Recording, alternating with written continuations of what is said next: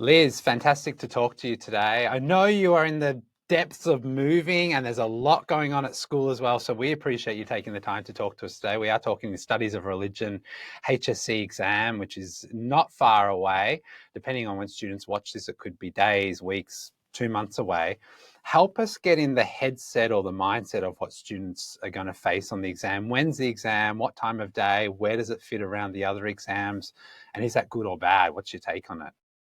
Well, thank you for having me. I actually think it's good because it's on a Monday. It's on Monday, the 20th of October, so quite early on in the piece. As the numbers have grown, the candidature have grown, they are bringing the exam more forward, which I actually think is a good thing. So English is out of the way, which is always, I feel, the most intense written exam to start, even though it's over the 2 days.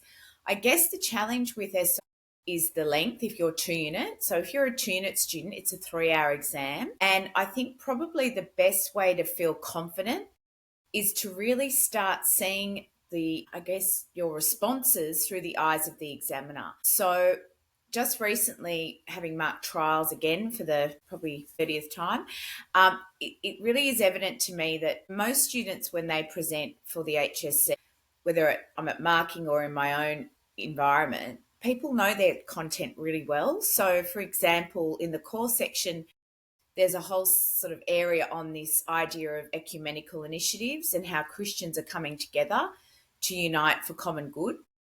And what I find is students are often very good at describing what ecumenism is, but when they're asked about the impact of something like ecumenism or interfaith dialogue, they're not always able to go to that next step of actually stating why it's a positive impact and how it's a positive impact, giving evidence. So even though I think a lot of students rightly assume that if they mention something like reconciliation or interfaith dialogue, that it's positive. And of course, religion teachers would be aligned with that. However, I think my big tip is the examiners don't know what you know unless you write it. So it's a bit like public speaking when we'd say what you're going to say it, and say you've said it. So you need to get straight into that response, but also remember that when you're marking, like when I'm marking HSC, I don't really have any sense of what the student knows or doesn't know. It's actually totally anonymous. It's actually a very fair process, but it means that the onus is on the student to really present with all of that knowledge and skill so that you position the marker really favourably from the beginning. It's really great advice. Don't assume anything, right, as you're going through that exam. Exactly, because there are thousands of students who are going to be doing this exam, all doing the same exam. There's, as I said, it's a very fair process. Everything's very thoroughly marked. We want to pay what is there, but the directive verbs are the key. In the essay question, for example, especially if you're doing tune-it with religion and peace, which is section 4, that's a 20-mark response. And quite frequently, the question will have in the higher range criterion evaluate skillfully in a sustained way. So you might know all that you need to know and more about your areas, but if you can't evaluate the impact of teachings, for example, on the daily life of the believer. So if we're talking about something like Judaism and we're looking at something like the Talmud, really actually going, okay, that's the ancient wisdom, that's the essence of that religion, which has been preserved. And, there's a beautiful continuity for 4,000 years. But in 2025, how does that look? What does it look like today? And that's where the markers are really wanting to see contemporary examples of all areas of the depth study, not just, say, Islam. Try to use more modern examples. It's really easy to find them online. Piece of advice I have is for something like ecumenism, which I've mentioned before, there's a very great organisation called the Anti-Gambling Church Task Force, and it's been going now for about 25 years, and it's run by Reverend Tim Costello, and it's such a good example of how an organisation is having a positive impact in terms of advocacy and supporting social justice. And the good thing about that sort of an example is you can actually then really quite easily show the positive impact of ecumenism. So my big takeaway today is impact, implications, really focus on how does that ancient wisdom translate into modern organisations that are contributing to social welfare, even practical examples like the fact that during COVID, it was the Christian Church National Council of Churches Australia that got out there and vaccinated the homeless. So really practical examples really bode well for your response because it makes, I guess, that makes the market pay attention, and it shows that you've got a bit of initiative, and you can see how that religion, as it says in the syllabus, is a living, dynamic religion. It's not something that's just in a book. It's actually how is it affecting people every day. Kind of foreshadowed one of my questions, which was going to be what makes a Band 6 student really stand out? The things you're describing now, some of the kind of things that you'd be looking for in a Band 6 that's going to make people, a student listening that is going, I really want to shoot for a Band 6. Is that where they should be really thinking about the examples of bringing it to life, or are there other things that are going to make a Band 6 student That's a good essentially? question. There's a few things that we look for. So the first thing we look for is, especially in a longer response, so say a 3-part tripartite or an essay, not unlike other humanities subjects, history or English, the absolute key to success is answering the question. So ATQ is probably something that the poor Year 12s have been hearing ad nauseum for the last 2 years, but really we're putting this exam out there to everyone to see how you have been prepared, how you've prepared yourself. So if a pre-prepared answer, and of course people are going to memorize quotes, and they should. They should memorize quotes from a variety of scholars and sacred texts. But there's a difference between rehearsing your thinking for the exam through doing practice papers or going onto the NESA website and looking at their examiners' feedback from past exams, which is a very easy way to get empowered and understand, as I said earlier, the marking through the eyes of the examiner rather than through your own eyes. But there's a big difference between having some really key point sentences that you've prepared. So you might have prepared some great point sentences on how the Hajj unifies the community in a very global and equitable way because of the fact that it's a meeting place for all Muslims in Saudi Arabia around the world on an annual basis. But if there's a particular stimulus in the question, so often there's a quote maybe from a sacred text or from a scholar or a teacher and interpreter, and you ignore that or you just touch on it, that's probably going to be your biggest challenge and your easiest way to either gain marks or lose marks. So the key is to answer the question, and I think that's rewarded more than anything. The other thing is, I think people get very worried about how they're going to structure responses. And I get that because students want to know what kind of structural vehicle they can use or how can they best put their essay together or their 5-marker or their 3-part. But I think probably the more important area to focus on is for all of the depth studies and for peace included, for every religious tradition, there's usually one central idea that is the big idea of the religion. So I would argue that in something like Buddhism, the big idea is love and compassion. Not dissimilar in Christianity, agape, which is that idea of altruistic love that Jesus modelled and spoke extensively about in the Gospels. In Judaism, it's arguably the covenant and the obligations that come with covenant. And I think turning that word into an adjective is really good, covenantal relationship. And then if you went for Islam, the big idea is definitely that of submission to Allah's will and tawhid. And I guess if you think about religion as putting on, and this is why I think it's such an important subject, is putting on like a lens and seeing the world through an adherence perspective. So no matter what the question is for something like Islam or Judaism or Christianity or any of the depth studies, if you can bring to the fore the big idea of that religion as the basis of your thesis, you'll always be on the right track. So there's not a question, and I would definitely put money on this. There is not a question in any situation about Christianity where agape as a concept would not be important to bring in, because that is the glue that binds the sacred text, all the characteristics that come together to work simultaneously. They all come from that idea.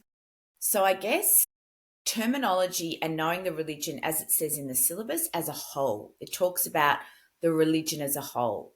So not just focusing on one feature, but really trying to remember at the end of the day, all religions have a short and a long-term goal. So obviously for Buddhism, the goal is eventually to have freedom from rebirth and that endless cycle of suffering. To achieve that, the short-term goal is to cultivate good karma through following the Eightfold Path and doing really good things, day-to-day things like not engaging in road rage, not supporting harm to animals, ahisma. Now, if you can try to really think about the goal of the tradition, markers really like that you're seeing the relevance of heaven or Akira. So you've already got a framework.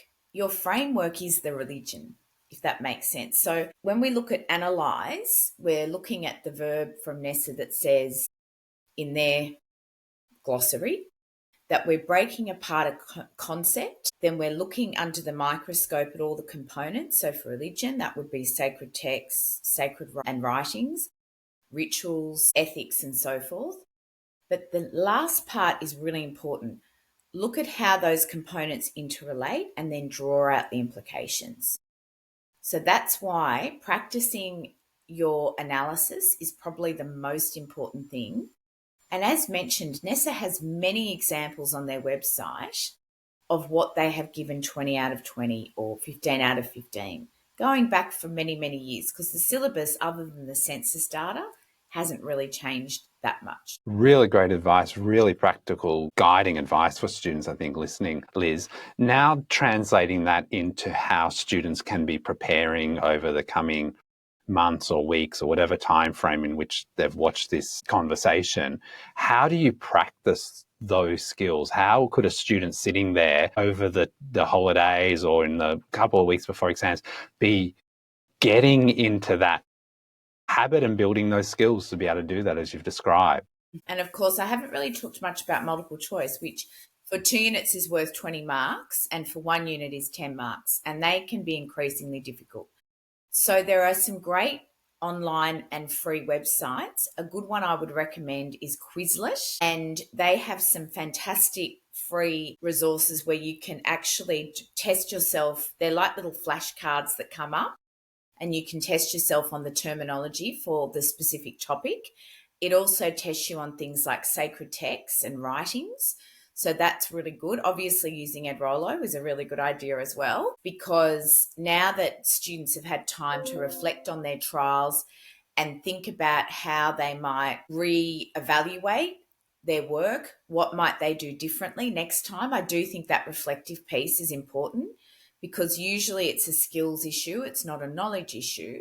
So certainly being quite forensic with the syllabus and remembering that the syllabus is always divided into 2 sections, knowledge and skills. So something that a lot of students find helpful is to look, rather than just making notes on the knowledge side, which is the left-hand side of the syllabus, is to actually go through and look very closely at the right-hand corresponding dot point, which clearly articulates the skill. So, for example, the most common directional verb used in the 5-mark questions in section 1, which is the core, is the verb account for. And even yesterday, I asked a group of really, really good students, what do you have to do if the question says account for the growth in the no religion category? People forget because we don't really prioritise that when we're teaching. But now that you've got time, actually spend time thinking about learning and rote learning what those verbs actually require you should do, because if you're given the directive verb account for the growth in the no religion category, and you describe what the state of the nation is with no religion, you can't really get many marks for that because you haven't given reasons why. So I think it's crucial to know that it has a very clear directive and that your response has to be, to the large part, determined by that verb. And if there's another component like a stimulus, for example, that's vital. So by doing the notes based on the skill area rather than just the knowledge, one, you're practicing your application of the knowledge, and two, you're actually starting to think differently about how you can increase your marks through application of skill. And of course, our syllabus is so explicit that it does give you a very clear idea of what you need to be prioritizing. So, for example, it's quite evident in something like religion and peace that you need to have a very good grasp of, I would say, at least 7 New Testament quotes, even knowing that Jesus is called the Prince of Peace, and it's actually referenced 99 times in the New Testament. Some of those extra little kind of drops of knowledge can bolster an argument. So, for example, when you might be talking about something like John the III or Martin Luther, for example, the Reformation, you could actually quantify his impact by saying today, for John the III, 1.5 Catholics on a daily basis worship differently because of his reforms. So again, linking it to the modern application and really trying to use language that sits well with the outcomes, as opposed to just never adopting the language that really will help you argue in a very confident way. And I think confidence is important. I know this sounds odd, but try to sound enthusiastic and confident. So, really, when you're looking at something like the impact of colonization on Aboriginal spirituality, rather than just saying it had an impact, really quantify that. Truth is on a continuum. So, for instance, you could say something like, it had a catastrophic impact, it had a terrible impact, disastrous. That language is going to make your response more precise, and that's really important. I think, never just say impact, because an impact has to be positive or negative. And the same goes for those NARCI to what extent questions that are frequently appearing on all of the exams. Don't ignore that. If it says to what extent is the land rights movement at its, best place, that's an important trigger for you to think, actually, there's a lot of, as Stan Grant says, unfinished business in this space. So maybe it's worth not just going for the land rights movement has achieved everything it set out to, but if there's a to what extent, there's a continuum. So you do need to address that in your response to a large extent. Whilst there have been significant gains made in the land rights movement because of Mabo, Wiccan native title, it is evident that we still have a long way to go to restore sacred land to Indigenous First Nations peoples. So it's about really looking at the wording of the dot points, using the dot points as your anchor, and knowing also about the variance within religion. So remember that in Christianity, it's important to focus on, I would say at least, one denomination being Catholic, another from a Protestant denomination, and Pentecostalism is, according to the syllabus, a whole different denomination.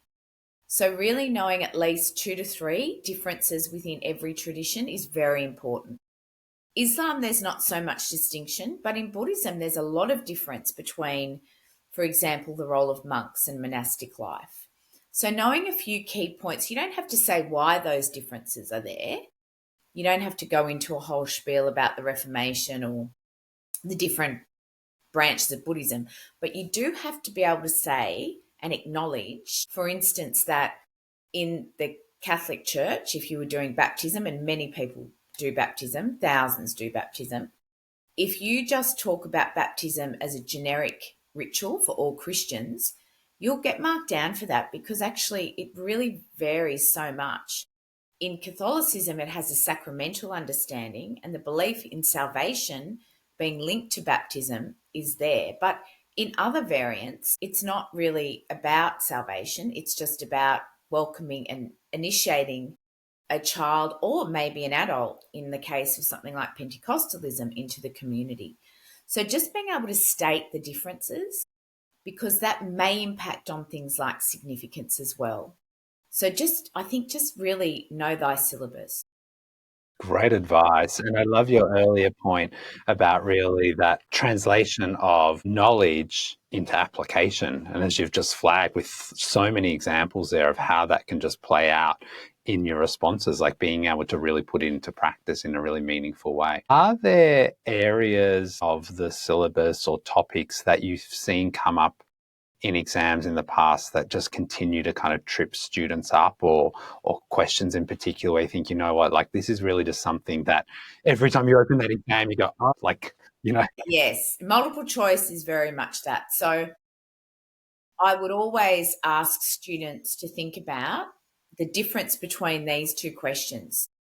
So quite often, the multiple choice that is tied to census data will ask, according to the most recent census, which is 2021, we're due for another one soon, what was the fastest growing non-Christian religious tradition? Then in the next breath, there could be the question, what is the largest non-Christian religious tradition?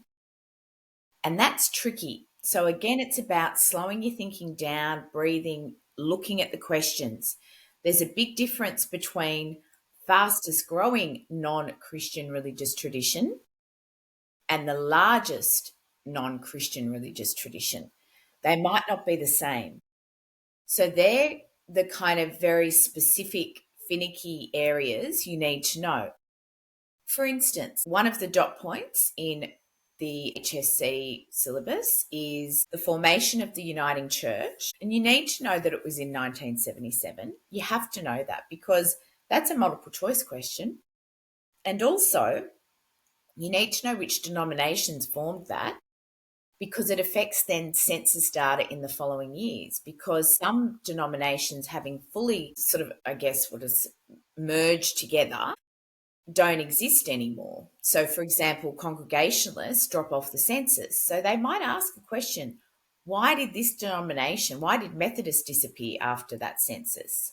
Well, that's because they formed the Uniting Church. So see, it's often a bit like that show Hard Quiz. You know, you kind of have to know some of the minutiae as to, you know, it's really the WH questions like who, what, where, how, and why. You know, if you can answer those, you're fine. But you do have to memorize that kind of level of granularity, because the multiple choice questions are very much based on understanding the nuance of terminology. So especially in religion and non-religion, which is what the 2-unit students do in addition. And that is very important because there's a lot of quite sophisticated language. So, for example, you do need to know the difference between, say, rational humanism and atheism. They're not the same thing. There are subtle differences. And, you know, I think sometimes they struggle with multiple choice because they've really run out of ideas. Sometimes they're a little bit recycled, but knowing comparative census data as well. But you do have to know, for example, one year that this was a bit of a mean question, I thought, but they wanted to know which state had the largest no religion response. So, you know, it's good just to, when you've got those dot points there, really interrogate them a little bit and think about, okay, what is every kind of piece of information? And look, the good thing is the ABS is so easy to get information on, and there's great websites that really cover all of this. A lot of free. I know that, for example, there's some diocesan websites, say the Sydney Diocese has excellent free workshops that, you know, you can just go on and look at their information that they've got because they run those things for free. There's a plethora of information there. The other thing that's worth looking at for that first part of the syllabus particularly is we do have the census, of course, but the National Church Life Survey Their website's very good. That comes out every year, and that gives us a little bit more information as to why and how these trends are occurring with regard to, say, declining worship, for instance, or the age or the demographic of people going to church and so forth. So it's just worth having some very specific information and making sure that with those dot points, if it says the formation of the uniting church, you really do know when it happened, why it happened, how it happened, and it's also good to know what's been the effect of that. So if, there are some very clearly specified areas, National Council of Churches Australia and so forth. And just maybe be conscious of where there's plurals. So, for example, the last dot point in 1945 to the present is all about the contribution of religious traditions, plural, to reconciliation. So in that instance, the word religious tradition in studies of religion isn't a tradition like wearing a sari or going to church. It literally means, and I don't know why, but we've just got to work with what we've got. There are 5 traditions that we focus on: Christianity, Islam, Judaism, Hinduism, and Buddhism. So every time you see religious traditions, that's what they're referring to. So when we get to that dot point in the syllabus, it's really important to note that they ask for 2 religious traditions and how they have helped advance or close the gap of disadvantage towards Indigenous people. But again, don't just tell us what they've done. You have to actually talk about how their particular initiatives, such as I mentioned, the Anti-Gambling Task Force, how have initiatives that have been brought about by Judaism or Islam actually supported and really had a profoundly positive impact on, for example, social cohesion? Or in the case of Aboriginal rights, we know that there are several initiatives that have supported having more Indigenous people in schools, for example, so that we can close the gap that way. Or there's a great college in UNSW called Shalom College, which is a Jewish initiative to help students get access to study and accommodation at uni so they can actually go back to their communities and have the benefit of being a trained doctor or lawyer or whatever the pathway is, nursing, teaching. But this has been running for a long time, and it's a very tangible way of saying, wow, the Jewish community is really invested in working towards reconciliation, so much so that they've actually got a program that has been supporting and nurturing Indigenous talent for over 2 decades. So it's not hard to find the examples, but it does sometimes take a little bit of time. But, it's pretty easy these days to access information. It's what students can be doing with their revision time. As you said, it can be just filling out those gaps or those areas to make sure they've got examples to talk about. There are some great podcasts. And the ABC has a fantastic podcast called Religion and Ethics, and they have very good examples of documentaries. In this case, it's not visual, it's just listening. But they have great, if you type in religion and ethics and put Census 2021, you can hear some very good commentary on the various ideas that have been put forward by experts on why, for example, the no religion category has grown, or why, despite the fall in numbers, Christianity is still the biggest tradition in Australia. So you probably get something a little bit more nuanced and a bit more sophisticated that way. There's also some really good documentaries on SBS and ABC that are on iView, particularly targeted at looking at the contemporary sort of landscape of religion in Australia. So, every school, every local library has some great resources. They have access to the past booklets that you have to buy that NESA publishes that have all of the high range answers. So for every subject, biology, anything, your local library or your school library would have, definitely I know local libraries do, and I think most school libraries do, have access to the NESA books. They might be on closed reserve, but if a student is really just wanting to know what does a really good answer from, exam 3 years ago for a tough question look like.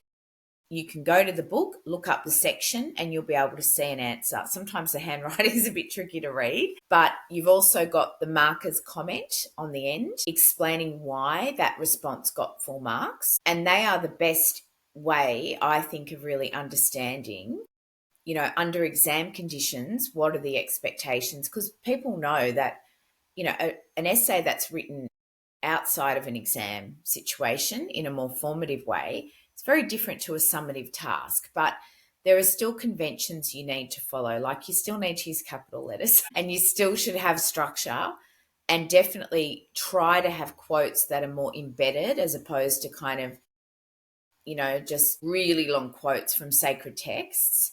Don't let the quotes do the work for you, but reading those models will actually give you an idea of, oh, okay, that might be an interesting example that I hadn't thought to use. So definitely engaging with those free resources that are there in every library. And I'm sure if your library didn't have it, they would be very happy to buy those in, because they do a lot to support HSC students. You've segued perfectly to my next question, Liz, which is around the structure of the exam itself. And you've mentioned the multiple choice and some of the longer form answers as well. But you've also shared some tips around, like, using capital letters, etc. What's your general advice, particularly around time management, given it is such a big exam? And then any other practical tips around handwriting and neatness and things that assessors are looking for or wanting to see to make the job easier to award marks? Well, that's a good question. I think since the marking's been online, it's easier, because as an online marker, what I can do is I can enlarge the print, and I can sort of, I find it's actually easier to read the handwriting on a screen. So that's a plus. Some people would recommend leaving a line in an essay between intro, body one, and so forth. So you actually leave a line between each paragraph in a longer essay. In a 5 marker, you have to keep within the limits of the page. So don't write over the page, because in the scanning systems that are used, they often don't pick up everything that's on the periphery of the sort of area that you're given. So obviously, the reason that students are given very clear line markings is so that that's to help them stick within the parameters of the form. So the only way to really get good at that is just practicing, I think, writing under timed conditions. And that's the best way, because obviously handwritten work isn't something that possibly students have done as much of as, say, I would have done in my day. But it's very important to remember that we still are using, handwriting. And some students, for example, who are left-handed, they have to really be conscious of getting a pen that doesn't smudge and that won't run out of ink. So I've become quite an expert on all the different types of pens that can be really good for an exam. You need to write in black pen. There are little things that they really would prefer you to focus on, so that, I guess, the readability of the paper is much clearer. Shorter sentences, that's a big problem I find. Really long sentences that are very convoluted. Try to go for like not too many clauses. What else? I think probably remembering that repeating the question isn't the same as arguing the question. Having a plan is so vital. So there's a temptation to just get into it. But in the reading time, we do recommend that you make a choice between where you're going to do if you're a 1 unit, for example, you have to write on both religions, traditions, but you have to choose where you're going to do your essay, which is worth 20 marks. You get to choose, but make that choice, we would recommend, while you're doing your reading at the start. So you get quite a bit of reading time. So using that quite strategically is important. So I would be my personal advice to students, and I know this differs in schools, is to be prepared to write on the topic that you feel the most confident about. So some people sort of say, oh, I know I'm going to do my essay on Christianity. I actually prefer to advise students to wait till the question, because if there's a question that's a little bit tricky and you feel that you're going to do better on a 3-part question for that tradition and maximize your 20 marks with your essay, be flexible and be prepared. Every year students say, I'm really surprised they only asked on, ethics. Don't be. There are lots of possible, so we don't know. They might be, for the essay questions, they might be very general. They might give students what I call choose your own adventure. So, you might be able to write on any aspect of the depth study. Or like last year, they might say you have to write on, for the essay, one area, which was significant person. So you have to be prepared to write an essay on any part of your depth study. And don't think, oh, it's not going to happen. It happens all the time. It's not, there's no surprises. But I think if you've at least planned how you would approach an essay on every part, if you're 2 unit, that's 3 depth studies. So you have to think, okay, what if I had to write an essay on the ethical area that I've examined, the significant person I've studied, and the ritual? What would I do? How would I structure a full essay on each of those components? And that way you're preparing anyway, like for the 3-part, because you'll have more information than you need.